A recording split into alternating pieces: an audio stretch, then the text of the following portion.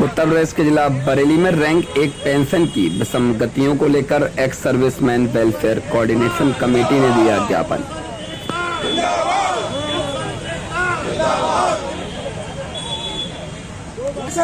यशवंत सिंह भाकुनी, प्रदेश अध्यक्ष, भूतपूर्व सैनिक। आज हम लोग 1 रैंक 1 पेंशन के तहत यहाँ पे इकट्ठे हुए हैं। बेसिकली हमारी ये रैली नहीं है, हमारे कम से कम 500 आदमी बरेली से आज दिल्ली में जो मेन रैली है वो वहाँ पे पूरे हिंदुस्तान लेवल में हुई है, क्योंकि पूर्व सैनिकों में जेसीओज, एनसीओज, ओआरस और ऑनरी रैंक के लिए थोड़ा जास्ती हुई है।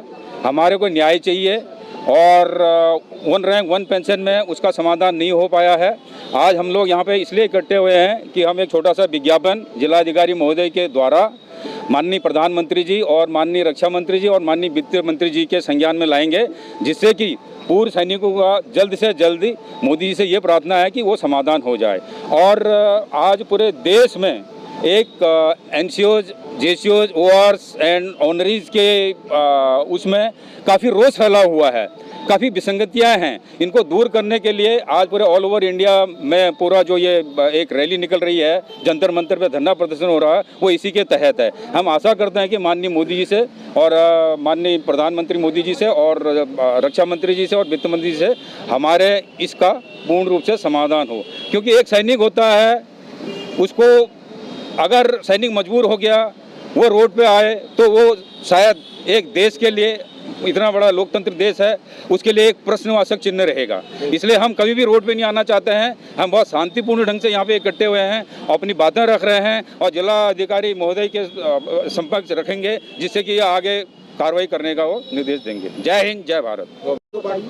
समानता नहीं है। यशवीर सिंह राजपूत। हमारी मांगे इस प्रकार से है कि हमारी जो OROP है, प्रथम 14 जुलाई 2014 को जो लागू हुई थी, जो एक बेसिक पे तैयार की गई थी, उसके आधार पर हमारी पेंशन को लागू किया गया था। उसमें सभी रैंकों को लाभ मिला था। लेकिन 2018 में जो OROP लागू हुई है, इसका कोई बेस नहीं बनाया गया है और ये तत्काल में लागू कर दी गई है। क्योंकि ओल्ड पेंशन स्कीम के आधार पर अगर ये पेंशन हमारी अभी लागू होती तो हमें इसमें सब रैंकों को फ़ायदा मिलता। इसी प्रकार से डिसेबिलिटी पेंशन है। डिसेबिलिटी पेंशन में जवानों को जेसीओस और अन्य रैंक को इसमें काफ़ी नुकसान है, क्योंकि पहले एक जेसीओस की 1250 रुपये बेसिक पेंशन हुआ करती थी और एक ऑफिसर्स की 2450 होती थी। आज 7000 जेसीओस की है और 72,000 लगभग ऑफिसर्स की है। उसमें काफ़ी डिफरेंस आ गया है। हमारा मानना है कि इसको भी एक लेवल तरीके से अनुपातीय बनाने के आधार पर इसको सही तरीके से निचोड़ ला करके इसको भी सही तरीके से लागू किया जाए। इसके साथ साथ विधवा पेंशन में भी काफ़ी खामियां हैं, उनको भी सही तरीके से इसमें लाया जाए और उनका निवारण किया जाए। इसी प्रकार से एक हमारी बहुत पहले से मांग चली आ रही है MSP की, जो कि MSP जवानों के लिए 5200 रुपये मिलती है, एक MNS को 10,400, जो कि बहुत ही गलत है। उनको भी 10,400 उनकी तरह हम सबको भी मिलनी चाहिए, जिससे तत्काल 2600 रुपये की हमारी बेसिक पेंशन में भी इजाफा हो जाएगा।